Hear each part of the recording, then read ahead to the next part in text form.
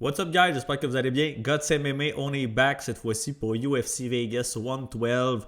On a Manel Kape qui va affronter Brandon Royval pour le dernier événement de 2025. Après ça, on a un break de 6 semaines, donc on espère avoir un petit low-key banger comme carte. Dans tous les cas, je pense que ça va être très bien. Avant de commencer, si jamais il y a des combats qui vous intéressent plus que d'autres, je vous rappelle, il y a les time frames qui vont être juste en dessous dans la description. Également, si vous voulez plus de contenu, ça se passe beaucoup sur Instagram, GutsMMA.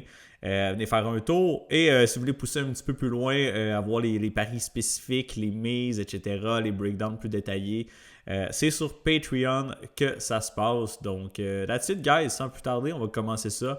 On a 13 combats à décortiquer tous ensemble. Et on commence au bas de la carte. On a Jamie-Lynn Horde qui va affronter Teresa Bleda pour son retour après un long layoff. Si on regarde au niveau de la grandeur, léger avantage pour Bleda. Plus jeune, 24 ans versus 35 ans, donc tout de même un bon gap d'âge. Avantage de reach également pour Teresa Bleda. Et puis sinon, les records, 8-2 pour Horde, 7-1 pour Bleda. Donc vous voyez, les deux n'ont pas une tonne d'expérience là, au niveau professionnel. Puis je vais être bien honnête avec vous, c'est un des combats que j'ai pas nécessairement le meilleur read dessus. Il y a quelques fights sur la carte justement que je vous dirais en termes de bet, je veux juste me tenir bien loin. Celui-là risque d'en être un également. Si on regarde les odds actuels, on a Horde qui est la underdog à plus 138. On va toujours se fier à BetOnline. Là. Et Bleda à moins 158. Donc quand même un petit line movement. Là. Vous voyez, Teresa Bleda qui était moins 400 à l'ouverture des odds. Pas pendant longtemps, mais pareil, là, on a un gros gap ici. Puis je vais vous avouer ici, là, je pense qu'on va avoir un combat compétitif. Les odds où est-ce qu'ils sont, c'est probablement un peu plus accurate. Oui, il y a Teresa Bleda qui est beaucoup plus jeune, mais à noter qu'elle revient d'un long lay-off. Je l'ai ici plus spécifiquement, là, mais elle revient d'une pause de 29 mois qui est assez considérable. Et puis ce qui m'inquiète un petit peu, c'est en général, là, à cet âge-là, quand tu es out pour une longue période de temps, tu expectes avoir beaucoup de progrès, avoir une version améliorée du ou de la combattante. Mais dans ce cas-ci, elle a exprimé un petit peu les raisons de son retrait des combats professionnels. Puis c'est principalement dû à des blessures / maladies, principalement staph infection. Elle a eu des infections importantes, une au niveau du doigt, si je ne me trompe pas. Elle a dû se faire opérer, ça a été quand même grave. Puis après ça, une deuxième, cette fois-ci au niveau du genou. Puis elle s'est exprimée, elle a dit qu'elle a malheureusement pas pu s'entraîner pour des longues périodes de temps, qu'elle pouvait juste faire du shadow, que ça a été dur sur son physique, oui, mais également sur son mental, sa motivation à faire affaire avec un psychologue sportif. Donc, quelle version de Teresa Bleda on va voir revenir ce samedi? Est-ce qu'il va y avoir du ring rust? Est-ce qu'il va y avoir des problèmes de cardio? On l'a déjà vu ralentir un petit peu dans le passé, etc. Puis de l'autre côté, on a Jamie-Lynn Horde qui est tout jeune dans sa carrière, mais qui a 35 ans, donc il a définitivement un ceiling moins élevé, on va dire, en termes de progrès, en termes peut-être de classement au UFC, etc. Puis ce qui arrive ici, c'est que c'est deux combattantes qui ont un style semblable dans l'aspect où souvent elles vont rely beaucoup sur leur physicalité. Donc, c'est pas nécessairement des super strikers à distance ou des lutteuses, des filles de jiu exceptionnelles. Sont, on va dire, well-rounded kind of overall. Mais souvent, ils vont un petit peu bully leurs adversaires pour se sauver avec la victoire. Je pense que Jamie-Lynn Horde est peut-être un peu supérieur dans un dogfight. Par contre, justement, je m'attends à un combat serré, quand même ugly, avec des phases de clinch, des phases de sol, un peu de tout. Puis j'aurais tendance à aller un petit peu plus du côté de Horde dans ce cas-ci. Mais je serais vraiment pas surpris que Bleda réussisse à avoir quelques takedowns également, du contrôle, puis que ce soit vraiment une guerre back and forth de 15 minutes. Donc pour ma part, je veux juste me tenir loin en termes de bet, comme je vous dis. Mais j'aurais tendance à sider un petit peu plus du côté de Horde, la underdog, là, dans ce combat-ci en ouverture de carte. Next up, on a Alan Fry Jr. qui va affronter Guilherme Pat. Puis on parlait de combats que j'ai peu d'intérêt, c'en est un autre. Honnêtement, je vais juste me tenir bien loin de celui-là, encore plus que le combat précédent.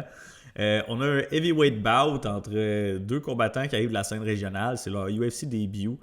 C'est un combat, honnêtement, qui aurait dû se faire à Dana White Contender Series. Puis il y a d'ailleurs un des deux fighters, je suis plus certain c'est lequel, qui était cédulé pour se battre à Contender Series et qui a pull out. Donc, quand même surprenant. Là, il a pull out d'un combat à Contender Series et de deux, il est signé directement à l'UFC. On va aller voir c'était lequel pour être sûr. Là, je ne vais pas vous dire n'importe quoi. Je ne sais plus si c'est Pat ou Fry. Mais c'est quand même spécial là, comme situation.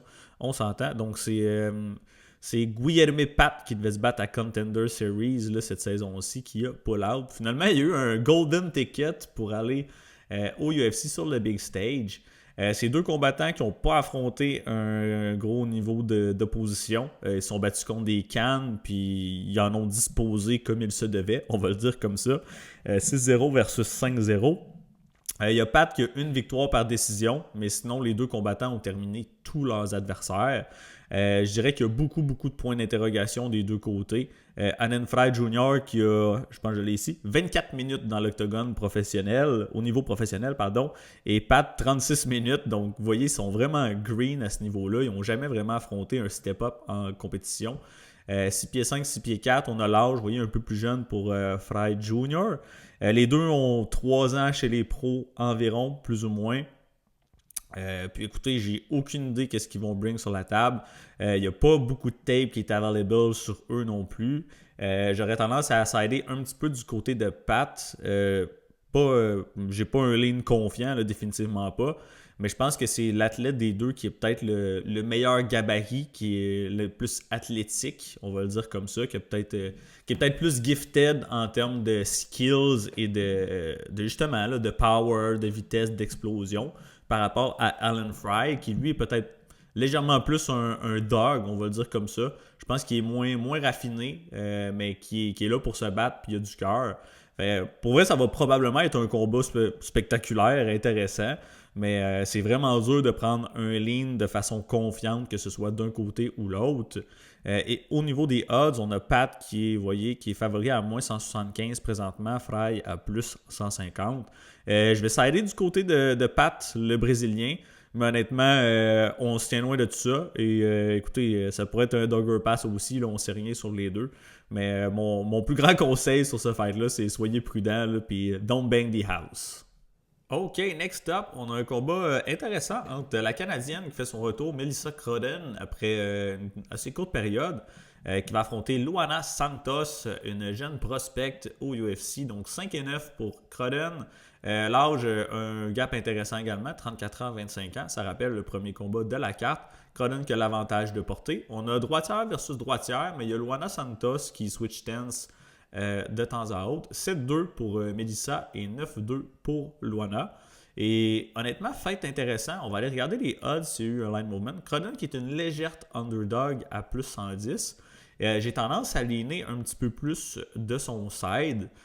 Pourquoi je vous explique? On va commencer par breakdown Luana Santos. Donc, assez jeune, je dirais que son striking est en progression, on va le dire comme ça. C'est pas nécessairement une as du striking. Elle tient plutôt loin en général, elle a une bonne mobilité, mais ce qu'elle cherche surtout à faire, c'est justement de crash dans le pocket pour obtenir des takedowns, principalement avec des body locks ou des judo throw. Elle est black belt justement là, en judo, puis c'est vraiment au sol qu'elle a le meilleur. Son top game est assez bien, elle a un bon contrôle. Pas nécessairement beaucoup de ground and pound, quelque chose que j'aimerais mieux voir, du moins sur tape, ce qu'on voit d'elle, pas qu'elle n'en fait pas du tout, mais c'est pas nécessairement ce qu'elle cherche plus. Le contrôle first, mais aussi une submission hunter. Elle a quand même une belle subgame, il faut lui donner. Elle a tendance à ralentir un petit peu parfois, surtout quand ça va pas de son côté. Tout de même, une bonne fiche là, au UFC. Elle commence à avoir de l'expérience, elle se développe. Elle a été active dernièrement, contrairement, mettons, si on revient à tout à l'heure, là, Teresa Bereda. Elle a une bonne physicalité. Par contre, ce qui m'amène à un prochain point, c'est que ce combat-là est à 135 livres. Luana Santos, ça joue un peu au yo-yo entre 125 et 136, mais je pense que les 125 livres, ça lui saute mieux, définitivement.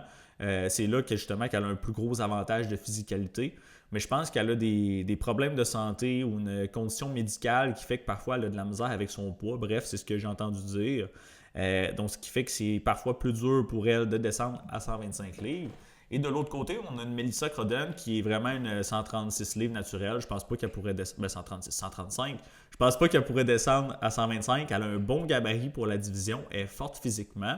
Puis je pense que justement, sa physicalité pourrait donner un petit peu de problème à Luana Santos. De un, pour amener les takedowns, ça pourrait être pour amener le combo au sol, pardon, ça pourrait être un petit peu plus difficile, mais également pour maintenir Crudden au sol.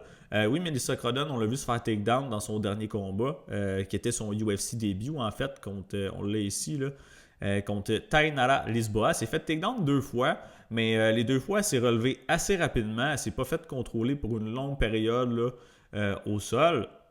Et puis, elle a donné une bonne go debout. Tainara Lisboa, qui est une combattante de Muay Thai aguerrie de mémoire, qui s'est déjà battue contre Shevchenko, je pense même. Et Melissa Crudden lui a donné du trouble debout. Peut-être un start un petit peu plus slow, mais on s'entend, Melissa Crudden, qui avait pris ce combat-là relativement short notice, début au UFC, après un popular lay-off sur le gros stage au Canada. Fait que je comprends qu'elle a eu peut-être un début de fight un petit peu plus lent. Mais elle nous a démontré que c'est une dog, elle a un bon cardio. Pour de vrai, elle a un decent pop dans ses frappes. Elle sert parfois bien de sa distance, ce que j'aime voir. Mais de temps à autre, on dirait qu'elle crash dans le pocket, justement, un petit peu trop à mon goût. Ou comme si elle avait de la misère un petit peu à gérer son range. Pas toujours, mais c'est arrivé à quelques fois dans son UFC début. Ça pourrait tourner à l'avantage de Santos, clairement. Mais si Melissa Crudden, elle arrive avec une bonne game, elle joue long, elle fait attention, elle n'envoie pas n'importe quoi. Si elle spam des kicks, elle pourrait se faire catcher un kick, amener au sol. On a vu Santos le faire. Mais sinon, je pense qu'elle a tout de même un grappling game décent. Et si, à l'inverse, Melissa Crudden se retrouve on top, on l'a vu avoir des takedowns contre Lisboa également. Je pense qu'elle est plus sujette justement à faire du gros dégât avec le ground and pound. Surtout si c'est late et si Luana Santos a fade légèrement, son cardio décline, je pense que Crudden va vraiment take over puis pourrait la blesser, lui faire mal, voire même la mettre out. Mais Melissa Crudden qui a 7 victoires, ce sont tous des victoires par finish. Donc je pense vraiment qu'elle est live à Underdog Money. Slight underdog, mais pour vrai, je crois que Melissa Crudden a tous les outils là, pour gagner ce combat-là. C'est peut-être Luana Santos, plus jeune, est plus sujette à faire du progrès d'un combat à l'autre. Après, arriver avec un striking amélioré. Probablement qu'elle va être plus efficace en début de fight. Mais si Melissa Crudden elle tient son bout, elle lui donne du fil à retordre et puis elle réussit à ralentir Santos, je pense vraiment qu'elle peut take over dans ce combat-là. Donc, je vais sider du côté de la Canadienne pour ce duel. Alright, prochain combat, on a Sean Sharaf qui fait son retour au UFC versus Steven Asplund qui fait son début. Après une victoire assez expéditive là, à Dana White Contender Series, je pense que c'était un KO en quelque chose comme 16 secondes. Donc, en plus à Underdog Tag, donc bravo à Asplund, quand même une belle victoire. 4-1 pour Sean Sharaf, 6-1 pour Asplund. Ça me rappelle un petit peu le premier heavyweight fight qu'on avait ici. Là. Donc, low level heavyweight, soyez vraiment prudent là, avec votre approche sur ce fight-là. Un combat extrêmement volatile à mon avis. Pardon, on a 6 pieds 3 pour Sharaf, 6 pieds 5 pour Asplund, 252 livres, 261. 27 ans pour Asplund et 32 pour Sharaf. La portée qui est presque identique. On a 2 droitiers là, ici. Même ça se ressemble. Vous allez les voir une fois dans la cave. Là, dans la cage. Je pense que Asplund a définitivement plus un gabarit de heavyweight. Sean Sharaf qui a l'air un petit peu out of shape, qui n'a pas l'air si big que ça, on va le dire de cette manière-là. Puis même si vous allez voir un petit peu le passé de Sean Sharaf, je pense qu'il était dans l'armée, il était vraiment en shape, puis finalement, je ne sais pas qu'est-ce qui s'est passé, là, il a pris du poids, il est rendu heavyweight, mais he used to be cut and ripped, ben, même si c'est dur à croire. Honnêtement, les deux niveaux de position, je dirais qu'Asplund il a peut-être affronté les meilleurs adversaires sur la scène régionale, même si c'est pas nécessairement du top heavyweight guy. Il s'est fait brasser. On l'a vu se faire tester un peu plus. Là. Il est plus battle test, définitivement, là, à mon avis. Si on va le voir ici, je vais vous montrer. Là. Steven Asplund, on l'a. Dans quel sens, je veux dire, c'est qu'il est allé à une décision. Il est allé dans des combats qui sont extend un petit peu plus. Il a vécu peut-être un peu plus d'adversité. On va le dire comme ça. D'ailleurs, son dernier combat là, à LFA contre Raiden Kovacs. Le premier round, il se fait smash. Il se fait takedown. Il a l'air en panique sur son dos, on va le dire comme ça. Je pense vraiment que son bottom game est assez médiocre. Puis ça m'inquiète clairement. Aussitôt qu'il se fait takedown, on voit sa face qui change. Il a vraiment pas l'air à l'aise. Il se fait smash avec des elbows. Il se fait threat avec le rear naked choke. Finalement, il réussit à survivre le round. Deuxième commande, son adversaire est complètement gaz out et il le piece up debout. Je pense que son striking est un petit peu plus raffiné dans ce combat-là, même si c'est pas un combattant super technique, on va le dire de cette manière. Par contre, une autre chose que j'aime pas, c'est quand il strike, il a le chin bien haut dans les airs. Chez les heavyweights, avec le power que ces gars-là amènent sur la table, c'est très dangereux. Donc ça vous donne un petit peu le topo de Asplund. Dangereux clinch avec les elbows surtout. Donc, à suivre pour ça. Du côté de Sharaf, il a fait son UFC début short notice.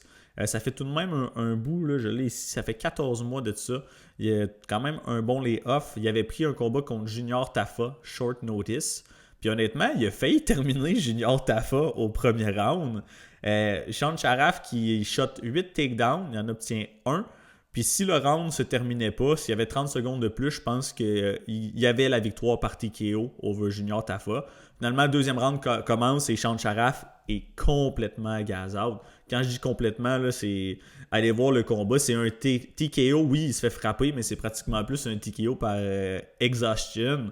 Donc, bad look. Est-ce qu'il va avoir un meilleur cardio ici? J'en ai aucune idée. Je pense que Sean Sharaf il va être live au premier round, mais après ça, là, la gas tank risque de fall apart. Sean Sharaf pourrait arriver encore une fois avec un wrestling game plan, et s'il réussit à take down Asplund au premier round, il pourrait là, emporter la victoire. Il pourrait aussi le clipper avec une big bomb debout. Là, on l'a vu, il swing assez hard. Puis même chose, s'il ralentit, par contre, là, Steven Asplund, je crois qu'il a un meilleur cardio, puis il va take over facilement.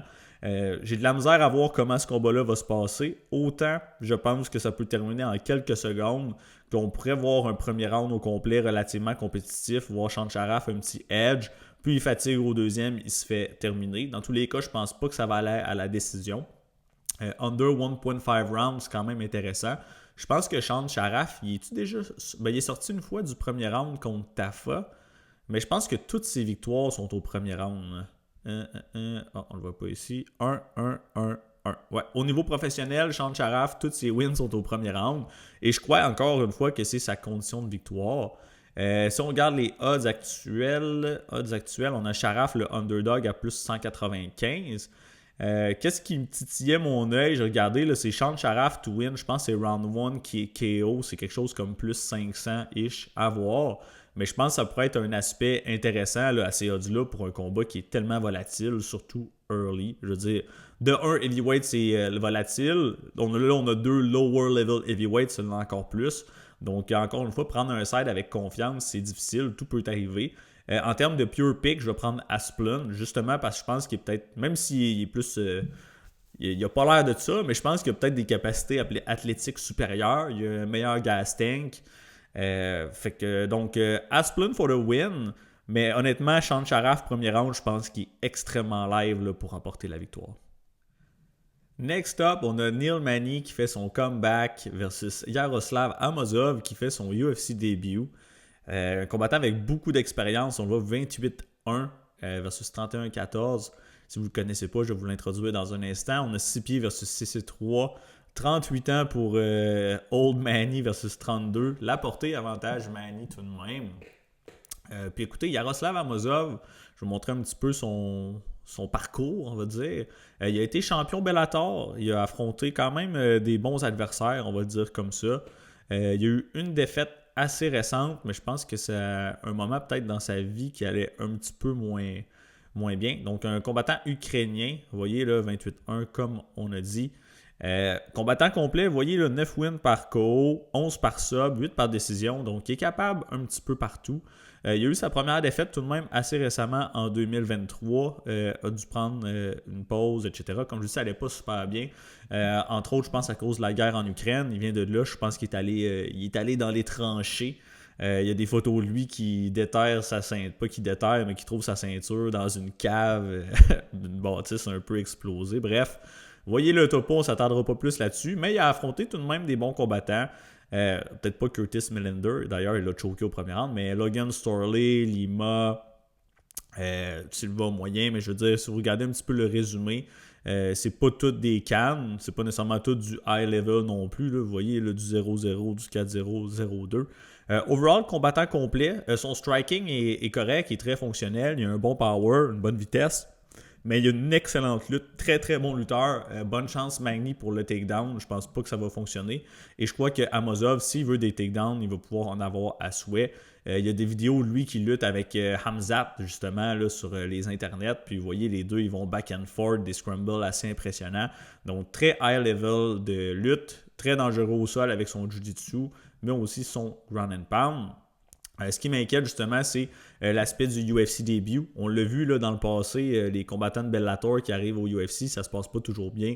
Si on pense à Pitbull, à Apache Mix, à Aaron Pico, c'est pas tous des débuts flamboyants.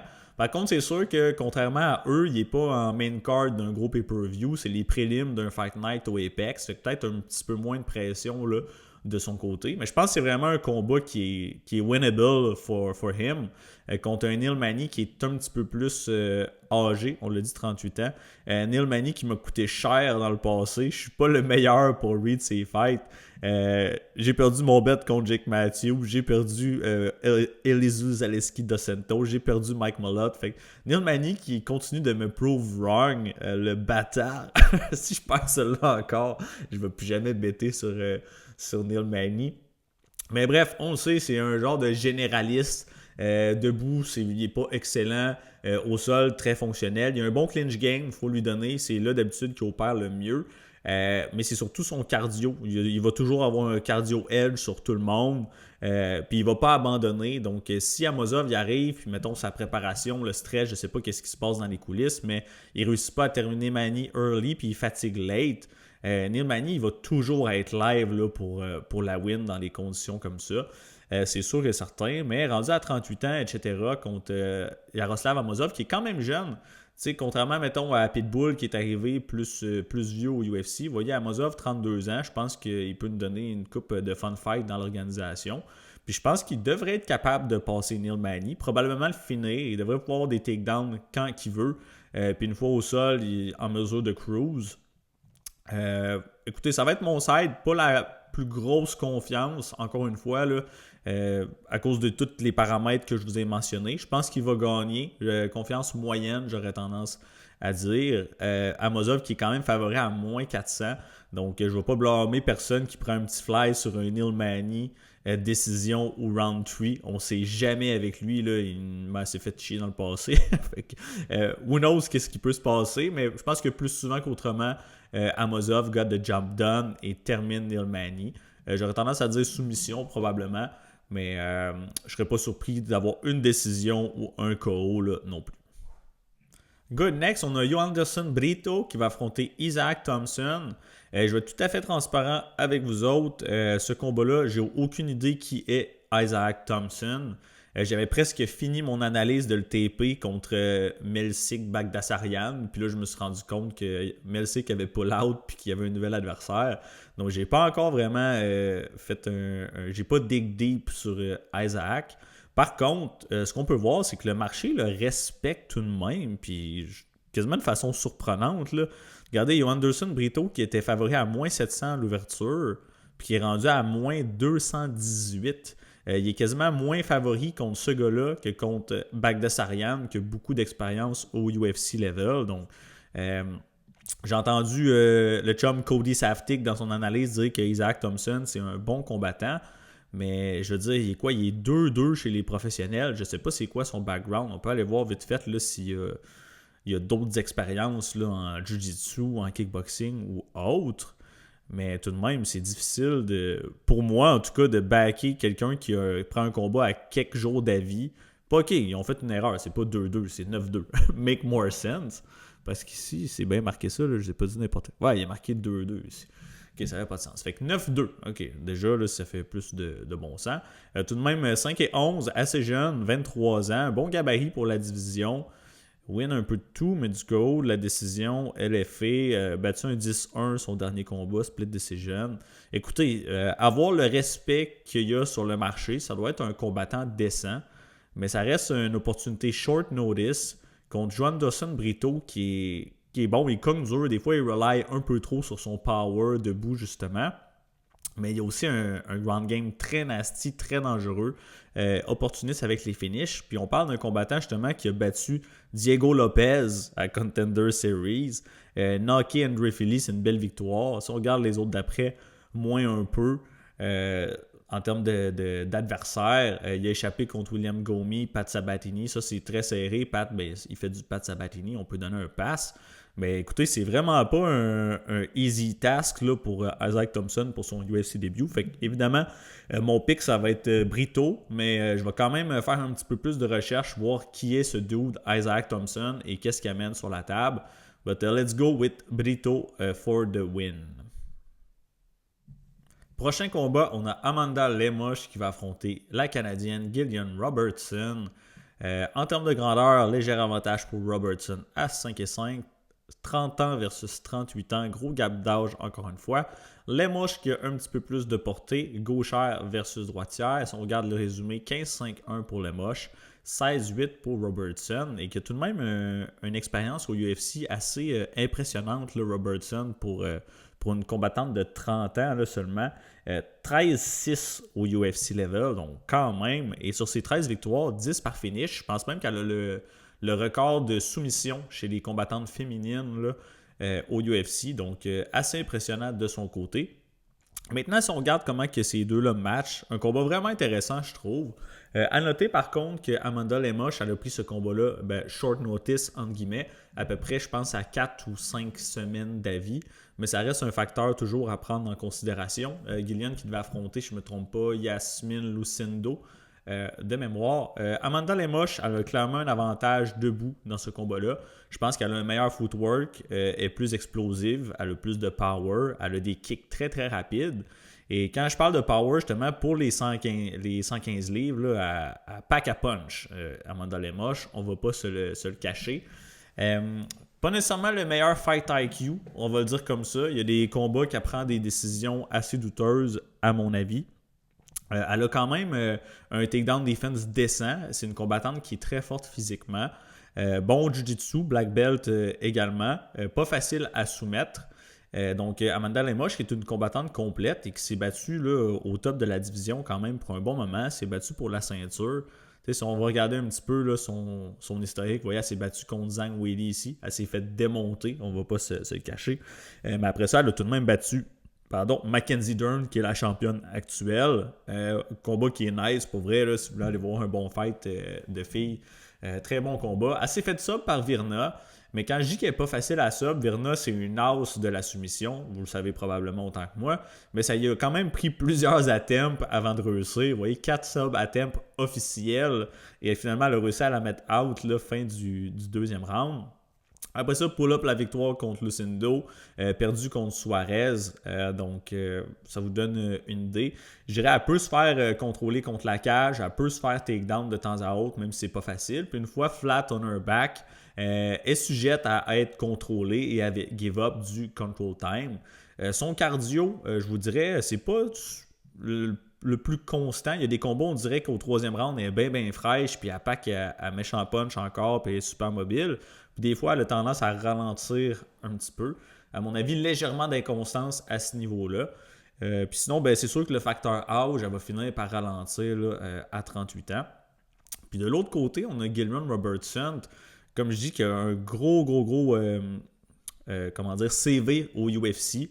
Elle a affronté des bonnes combattantes contre des combattantes un petit peu moins high level, on va dire comme ça. Ce qui est intéressant, par contre, pour Gillian, je trouve, c'est qu'elle a descendu de poids récemment.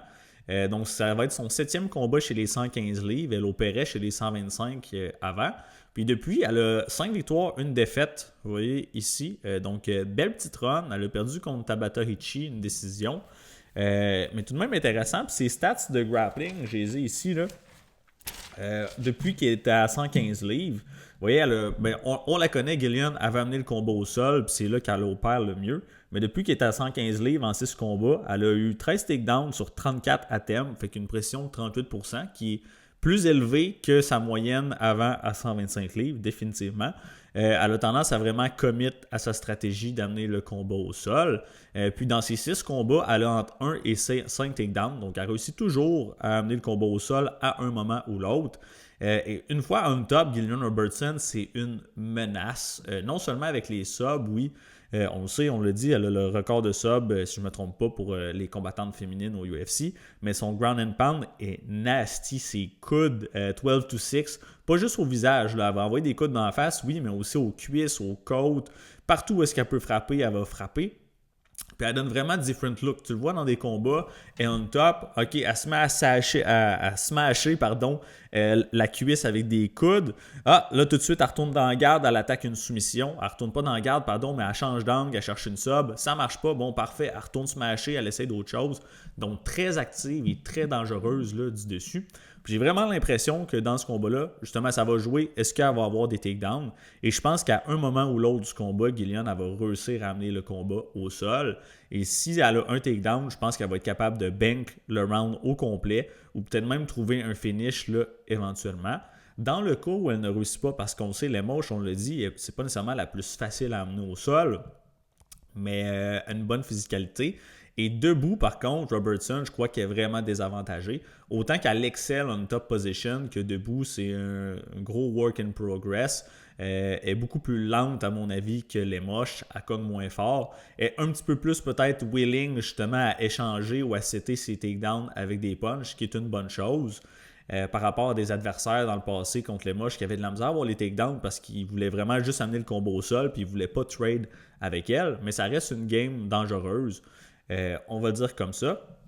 Puis dernière chose qui me fait pencher du côté de Gillian, c'est une statistique intéressante. Là. Je l'ai noté ici. Là. Mais Lemos, de tout son temps au UFC, elle passe 43% de son temps d'octogone à distance. Fait que c'est moins de la moitié. Et Gillian Robertson, c'est 36,6% à distance. Donc, la majeure partie, plus que la majorité du temps d'octogone des deux combattantes, sont soit au corps à corps, dans le clinch, au sol, whatever. Et sur ce pourcentage-là, on a une grosse différence. Les moches qui gagnent le control time 31,2% du temps, ce qui est très bas.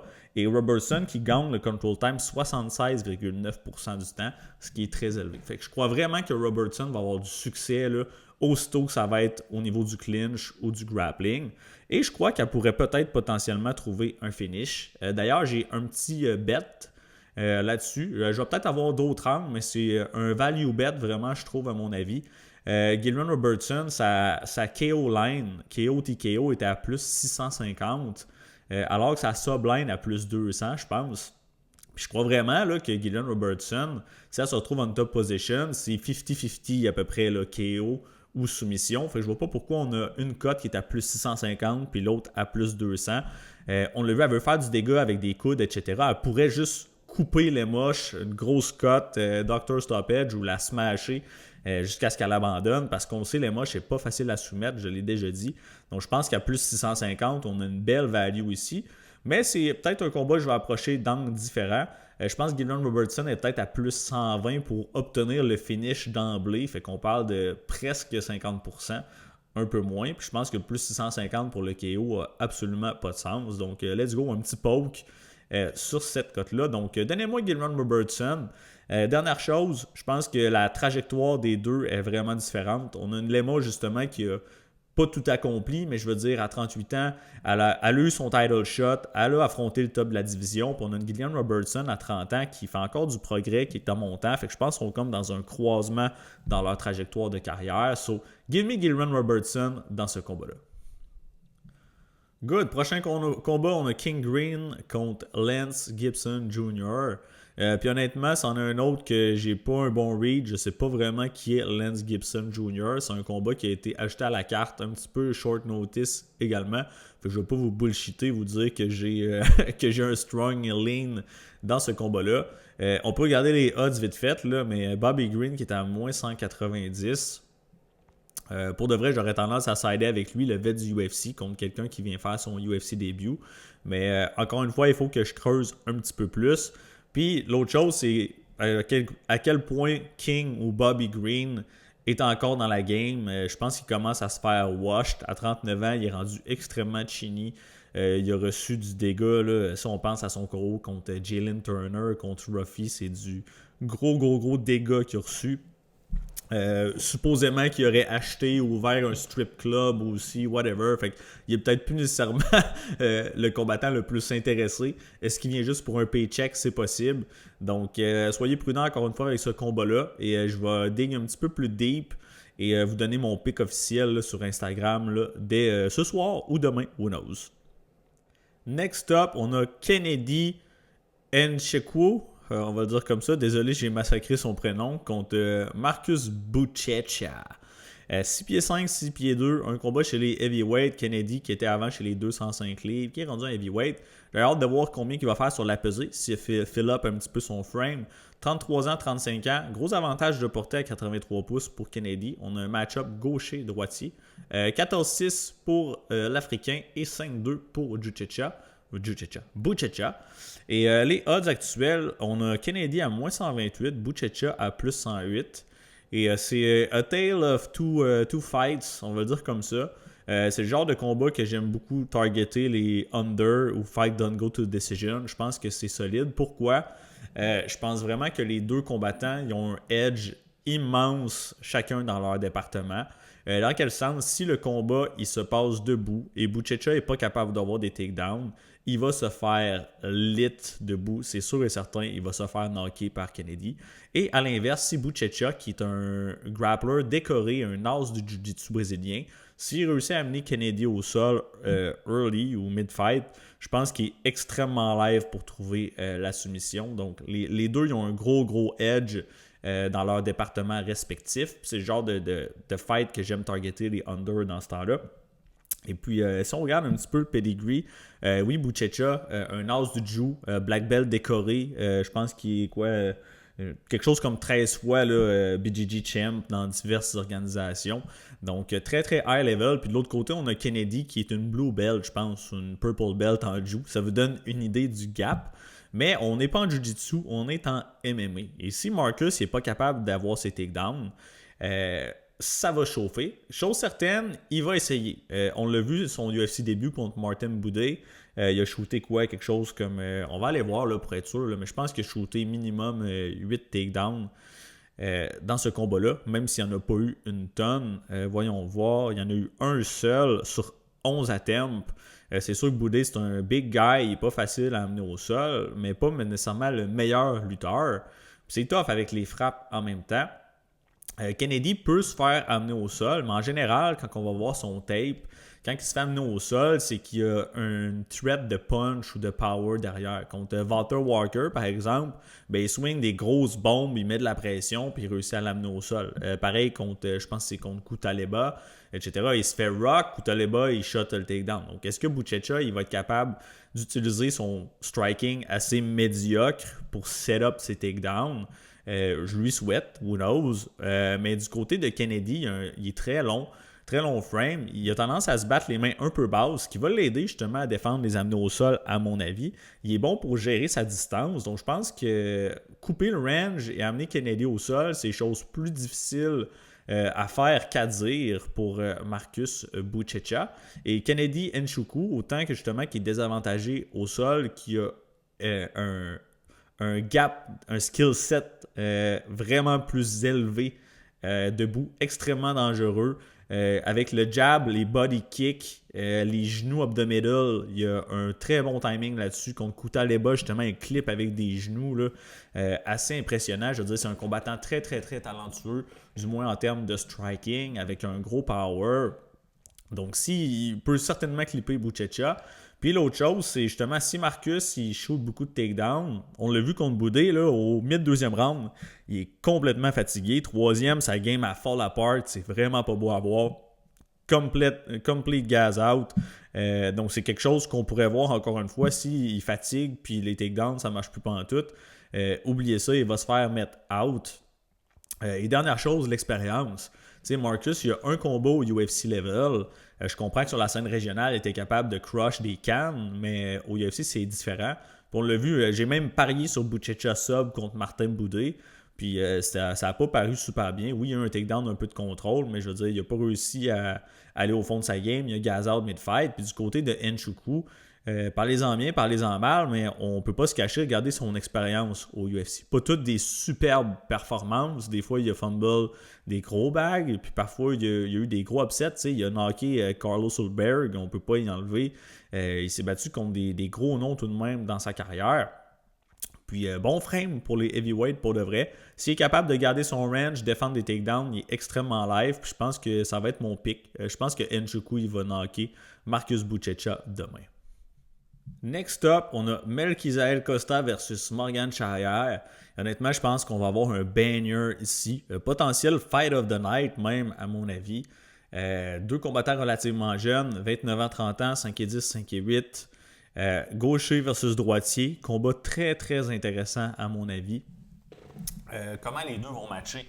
Pour de vrai, là, c'est serré. Je pense que debout, les deux sont très doués, mais ont un style très différent. Ils ne relient pas nécessairement sur les mêmes aspects de la game. Melquizael Costa, qui est plus un kicker, il aime ça se tenir loin, il fight bien sur le back foot, puis il est très très actif justement avec ses jambes. Peut échanger debout, mais je pense vraiment pas qu'il y a une meilleure boxe que Morgan Charrière. Je pense que Charrière. Je pense qu'on va l'appeler Morgan. Je pense que Morgan, justement, boxe beaucoup plus. Je pense qu'il y a un edge au niveau des punches. Je pense qu'il y a un edge au niveau du power. Par contre, qu'est-ce qui m'inquiète souvent de Morgan, c'est qu'il a parfois tendance à être low output. Donc, ça pourrait être le genre de fight où, justement, Costa, il y a un plus gros nombre. Il touche. Mais que Morgan, il place les coups peut-être avec le plus d'impact, qui font le plus de dégâts. Mais c'est chose plus facile à dire qu'à faire encore une fois. Costa qui est très mobile, qui est parfois difficile à cerner. Au niveau du ground game, je pense que Costa il a un meilleur jiu-jitsu, clairement. Mais au niveau de la lutte, j'aurais tendance à favoriser Morgan. Non seulement au niveau du wrestling, je leanerais un petit peu de son côté, mais au niveau de la physicalité. On a vu dans ses combats au UFC, Morgan Charrière qui s'est déjà fait amener au sol, mais très difficile à, un, amener et deux, maintenir. Très, très fort là, comme individu. Et Melquizael Costa, que oui, il a un bon ground game, bon jiu, mais il n'a pas l'air du gars le plus fort physiquement là, dans la division. Donc, quelque chose à prendre en note. Maintenant, niveau cardio, on a vu Melquizael fatiguer un petit peu au troisième round dans son fight contre Julian Erosa. Son dernier combat, c'est sûr que ça a été un combat à vraiment high pace. Mais est-ce que ça va arriver ici? Si jamais c'est le cas, je pense que Morgan il pourrait take over. On a parlé du kicking game. Oui, je pense que Melquizael est plus actif. Il va balancer plus de kicks. Mais Morgan, qui a des gros kicks également, plus puissants, encore une fois, j'ai l'impression, mais il risque d'en envoyer beaucoup moins. Si on regarde un petit peu là, dernièrement, qu'est-ce qui s'est passé là, avec ces deux gars-là. Morgan qui a battu Nate Landwehr et l'a knocké au troisième round, mais un combat qui était très serré, qui a des arguments comme quoi il aurait pu être 0-2 sur la carte des juges, mais on le sait, c'est un powerhouse, ça prend une shot et ça change le tour des choses, et c'est ça qui est arrivé contre Nate Landwehr. Contre Nathaniel Wood, il y a eu de la difficulté, vraiment, là, il s'est fait dropper au premier round, puis qu'est-ce qui, je pense, qui a causé cette difficulté-là, c'est que de un, Nathaniel Wood, c'est un meilleur boxeur que Morgan. C'est un combattant plus rapide, mais aussi qui a une meilleure habileté de contrer. Son timing, sa vitesse, sa technique de boxe fait en sorte que Morgan n'a jamais pu établir sa game et il s'est fait drop au premier round. Oui, il a bien récupéré, mais c'est sûr que ça peut affecter le fil du fight si tu te fais blesser, compromettre comme ça là, dans un premier round. Et Nathaniel Wood, on s'entend, c'est un très bon fighter dans la division. Miranda, pas super haut level. Morgan en a disposé comme il fallait. Contre Chepe, combat vraiment intéressant. Split decision, je pense que ça aurait pu aller d'un côté comme de l'autre. Les deux, ils ont eu des moments. Combat très compétitif, puis ça a été le fight of the night. Chepe Maiscal, qui est un tough dude, c'est un dog qui va mettre beaucoup de pressure, qui tente de les amener au sol, high pace. Et Morgan s'est battu, il a suivi le pace de Chepe pendant 3 rounds. C'est ce fight-là qui me laisse porter à croire que le cardio de Morgan pour 3 rounds, il est excellent et il ne devrait pas ralentir. Je pense qu'il est moins sujet à ralentir que Costa dans cet affrontement-là. Et le dernier, pas besoin d'aller checker, là, pas super pertinent à mon avis. Et si on regarde Costa qui est sur une bonne petite séquence, là, vous voyez ici sa dernière défaite contre Steve Garcia, où il s'est fait exploser. Puis un combat qu'on voit Costa qui arrive vraiment avec un heavy grappling game plan. Je pense qu'il ne voulait rien avoir à faire avec le early power de Steve Garcia. Il a essayé de l'amener au sol. En fait, il a réussi. Il take le back, il contrôle Garcia pour la grande majorité là, du premier round. On le voit, le 4 minutes 41 au premier round de contrôle. Et au deuxième, ça se revient contre lui. Steve Garcia qui se retrouve en position dominante et qui le smash. C'est je pense, des TKO les plus brutales là, que j'ai vu. Costa qui est dans une autre dimension, qui agrippe l'arbitre, qui essaie de lutter. Allez le voir si vous voulez. Mais par après, là, il pull up une belle petite streak. Sub-win contre des adversaires, je veux dire, pas les top tier, mais décent. Décision contre Christian Rodriguez, qui est un combattant quand même difficile. Erosa un petit peu plus wash, mais honnêtement, je pense que là, contre Morgan Charrier, ça va être très chaudement disputé. Les deux risquent d'avoir leur moment. Ils pourraient avoir un peu de grappling, mais je pense qu'ils vont probablement s'annuler un peu dans ce département-là. Qu'on va avoir principalement un striking battle. Puis ça va vraiment être le minute winner versus le moment winner, j'ai l'impression. Costa qui domine, place plus de shots. Morgan, bang, il va chercher le gros moment, le gros power. Les deux sont déjà fait ébranler, on va le dire comme ça. Je pense que Morgan Charrier, c'est-tu déjà fait terminer? Ça, je suis pas certain. Je l'ai ici. Il s'est fait sub une fois, Charrier, mais jamais knocké. Mais du côté de Costa, il s'est fait KO 2 fois, il s'est fait sub 2 fois. Peut-être un petit crack dans sa durabilité. Pas besoin d'aller voir, là, je l'ai trouvé l'info finalement. J'ai tendance à aligner du côté de Charrier, mais pas avec une super haute confiance. Comme je vous dis, son output des fois m'inquiète, puis veut pas, Charrier, il est 5 victoires, 10 défaites à la décision. Donc, c'est pas nécessairement, encore une fois, le plus grand minute winner. Si tu perds 2 décisions sur 3, ça en dit long. Mais je pense qu'il va peut-être être capable d'aller chercher un petit edge dans ce combat-là. Peut-être même blesser Costa, qui est probablement moins responsable un peu défensivement, surtout s'il fatigue late. Donc, combat très serré, des bons arguments pour les deux sides. Mais personnellement, je vais sider un petit peu plus du côté de Morgan. Et voyons voir les odds. Vous voyez, c'est vraiment un coin flip. Là. Moins 110, moins 110. Si vous avez réussi à avoir un tag de plus money sur un ou l'autre, je pense que c'est un très bon bet. Costa qui était à plus 130 à un certain point, Charrier qui était à plus 120 à un certain point. Je veux dire, n'importe quel de ces bets-là, très bon à mon avis. Ah, vous voyez, là, live, ça s'est ajusté, moins 114 pour Costa. Donc, très bon fight en vue. Morgan Charrier, c'est le pick pour ma part, mais avec très peu de confiance. Ça risque d'être un banger dans tous les cas. Là. C'est pas le temps d'aller faire votre pause pipi ou de faire un sandwich là, durant ce fight-là. Prochain combat, on a César Almeida qui va affronter Cezary Oleksiejczuk, le Young Oleksiejczuk, le brother of Mikal, qui va d'ailleurs affronter Marc-André Barriault là, en 2026. Donc, si on regarde un petit peu les fighters, respectivement, 6-1, 6-3, 37 ans, 25 ans, un autre gros gap d'âge. J'ai beaucoup de combats là, de la sorte demain. Droitier-gaucher, toujours intéressant. Même s'il est plus jeune, vous voyez, Oleksiejczuk qui est 16-3 chez les professionnels et Almeida qui est 7-1. Cezary qui a fait son début pro, je crois, assez jeune. Donc, on peut aller voir là, rapidement, là, si je ne me trompe pas. Mais je pense qu'il était adolescent là, quand il a commencé à se battre chez les professionnels. Et non seulement il est 16-3 chez les pros, mais il y a au-dessus d'une trentaine de combats amateurs. Donc, grosse expérience en MMA pour le Young Oleksiejczuk. Donc, on va aller voir. Vous voyez, il a fait son début pro en junior. Ah non, là, je suis dans les amateurs. Début pro. Ok, non, 2018, my bad. Mais quand même, ça fait un petit bout. C'est plus amateur qui a commencé, vous voyez, en 2014. Donc, il était tout jeune.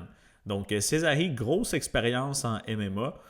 Tandis qu'on a César Almeida qui 7-1, oui, en MMA, mais que lui a un gros pedigree en kickboxing professionnel. Il a d'ailleurs affronté Alex Pereira à 2 ou 3 reprises. Je pense même qu'il y a une victoire contre lui. Là, je me garde une petite réserve, mais si je ne me trompe pas, c'est ça.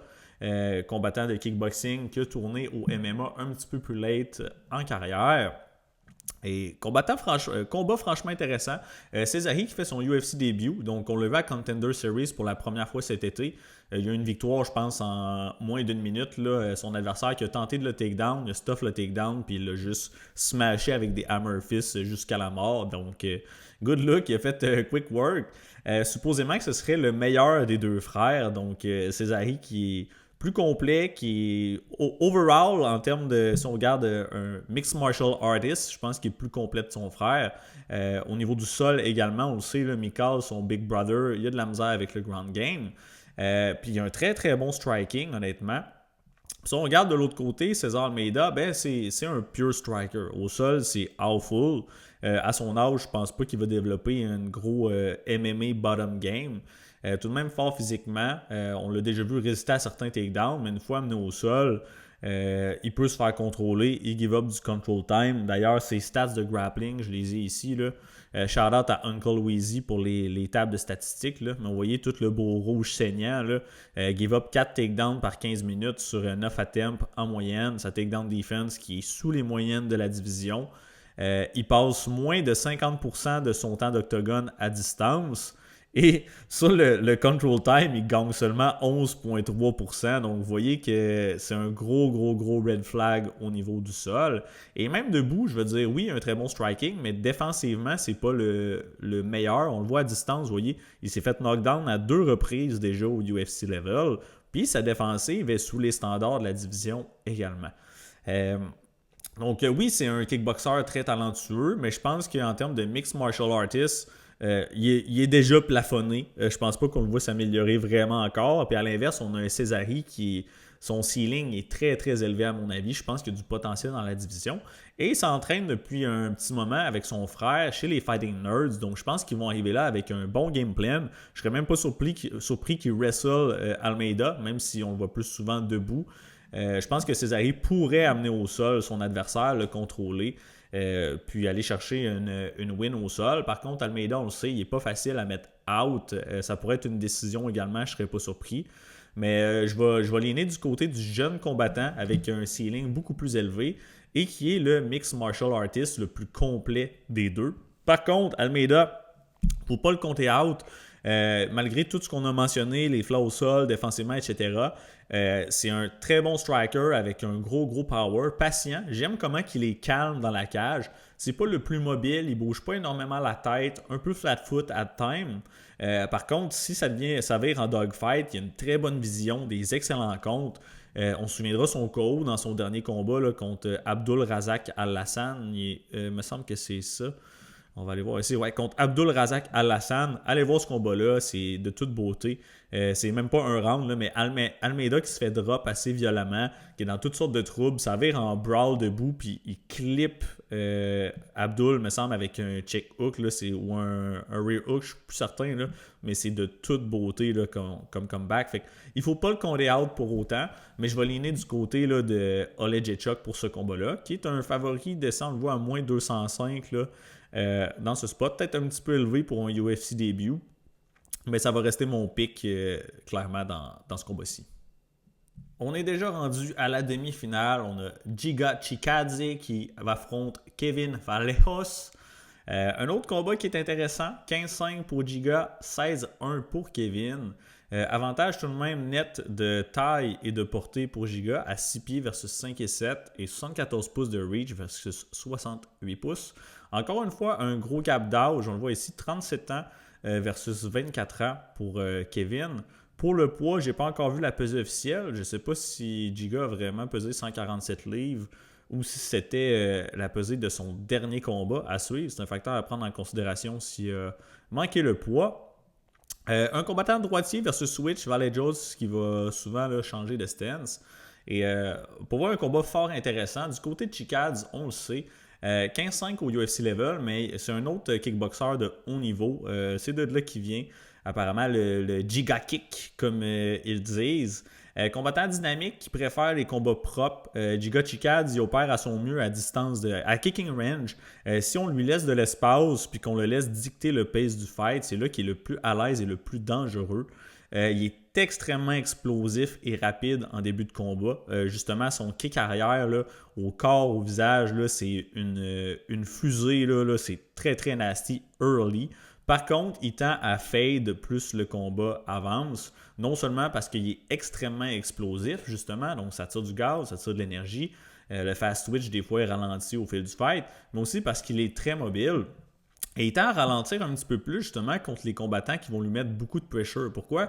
Comme je dis, il aime ça se battre à distance de kick. Il ne va pas rester dans le pocket à boxer, clairement pas. Il va bouger. Il est très mobile, très évasif. Donc, il peut combattre sur le back foot, mais il va bouger sans cesse. Il va jouer un peu au chat à la souris. On l'a vu d'ailleurs dans son combat contre Arnold Allen. Donc, pour la grande majorité du combat, c'est Allen qui met la pression. Et on a Giga qui bouge de gauche à droite, in-out, qui ne veut rien avoir à faire dans un dogfight, malgré que ça s'est passé là de temps à autre. Et il a vraiment fait, là, au troisième round, on voit un Giga qui est vraiment beaucoup plus fatigué, moins efficace, qui est plus lent. Et du côté de Vallejos, on a un jeune prospect extrêmement doué. On l'a dit, sa fiche là, 16-1. Sa seule défaite est à Contender Series contre nul autre que Jean Silva. Et honnêtement, Jean Silva, il a perdu contre Diego Lopez. Mais sinon, UFC Level, c'est Kevin Vallejos, à mon avis, qui lui a donné sa plus grosse go. Il l'a amené à la décision, une grosse guerre. Oui, Vallejos, il a perdu. Mais je veux dire, si on prend en considération contre qui s'est battu, c'est tout de même impressionnant. Sur 16 victoires, il y a 11 knockouts, gros power. Et je considère plus justement oui, il peut kicker, mais c'est un genre de low gravity center, power boxer. Il avance, il est capable de lancer du volume, travaille bien le corps, good power.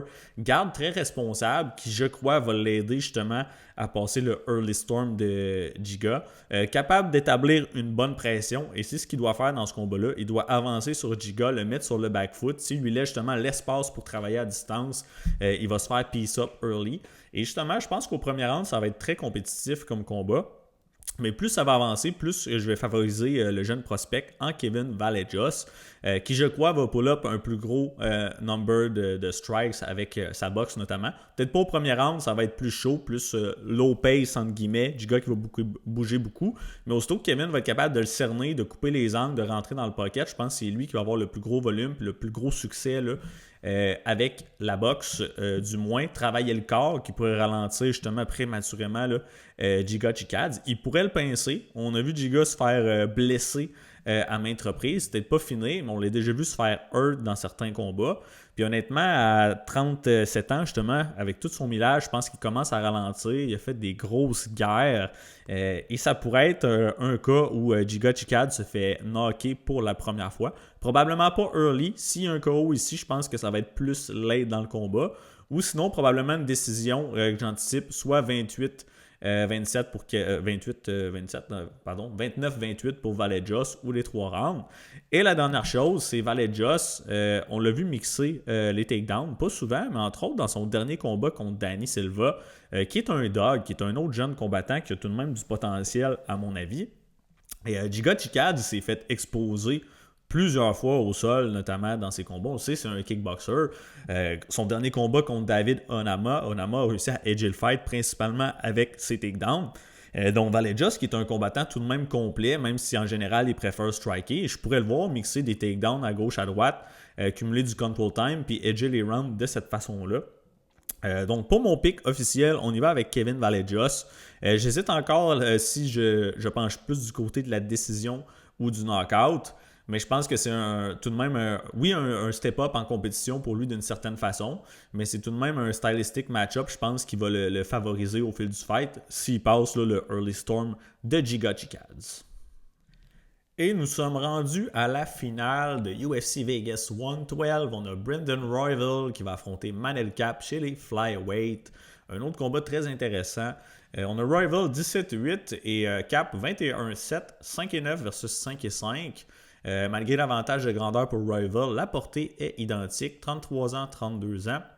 On a un match-up gaucher-gaucher, ce qui est un autre facteur intéressant dans ce combat-là.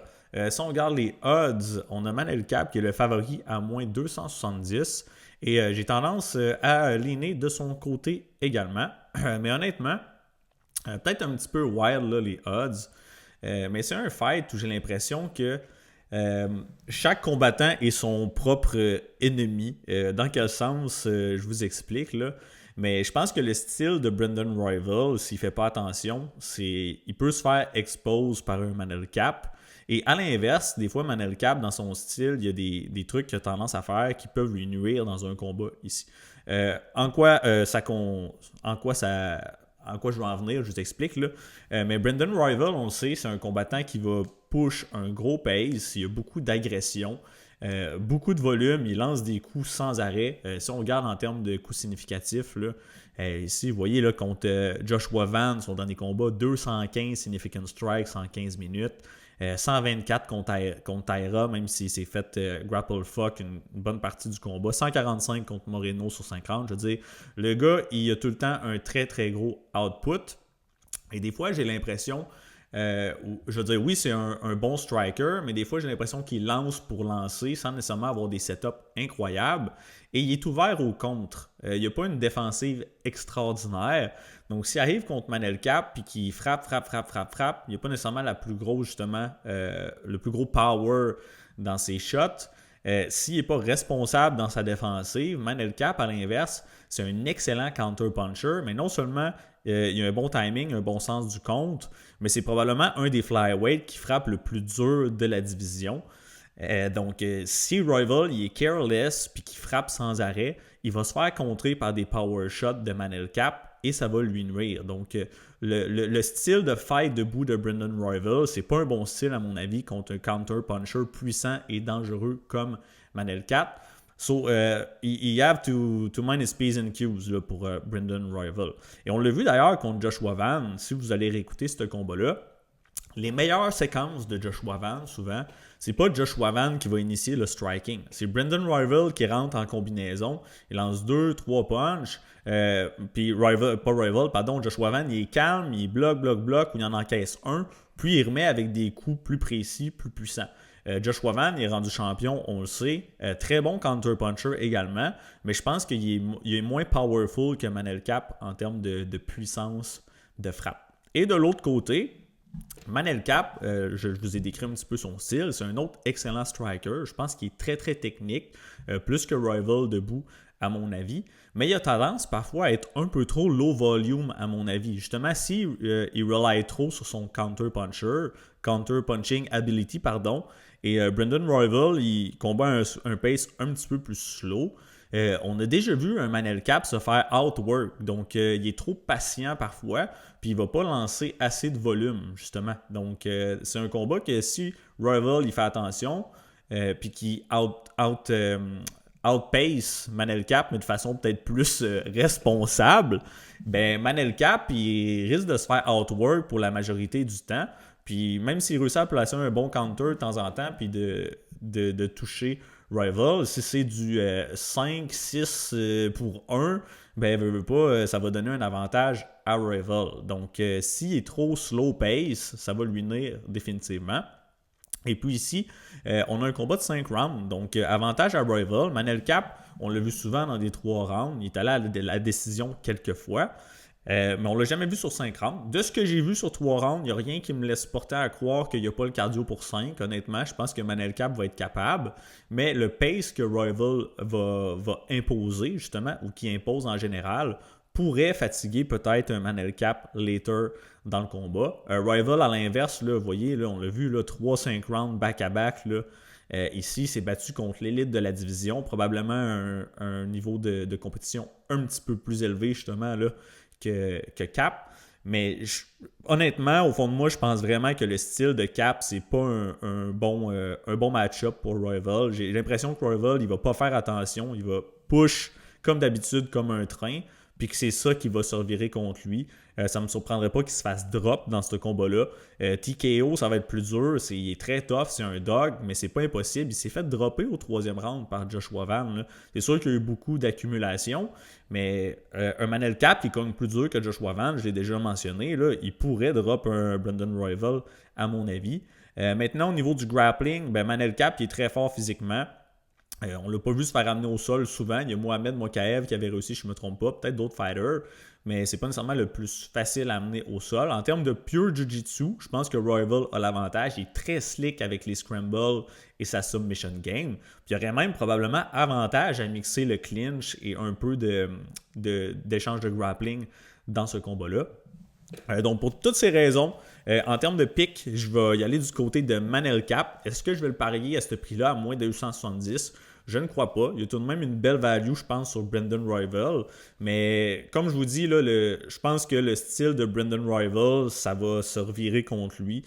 Puis c'est ça qui va faire que Manel Cap va avoir un peu plus de succès là, dans ce fight. Mais un autre combat qui a le potentiel d'être Fight of the Night, s'il n'y a pas de finish early, là, ça va être un banger assurément. Brendan Royval, c'est un absolute dog. Il va tout donner, puis il va falloir le tuer pour le sortir de là. Et Manel Cap, encore une fois, j'ai hâte de le voir tester là, dans ce fight-là. Un fight qu'on attend depuis un bout, il avait été cancellé à 2 reprises. Un combattant se blesse, l'autre, maintenant, là, je pense que ça va être un banger pour terminer là, 2025. Et un autre combat où c'est pas le temps d'aller manger votre sandwich. Donc, that's it. Au niveau des odds, je pense que je les avais montrés, là, mais Manel Cap qui est à moins 270. Il y a certains sites plus ou moins, là, vous voyez, du moins 300, du moins 245. Intéressant. So, let's get it, guys. C'est déjà tout pour le breakdown, le dernier de 2025. J'espère que vous allez avoir a blast of a card, que vous allez cacher vos tickets. Et puis nous autres, on se revoit en 2026. Peace!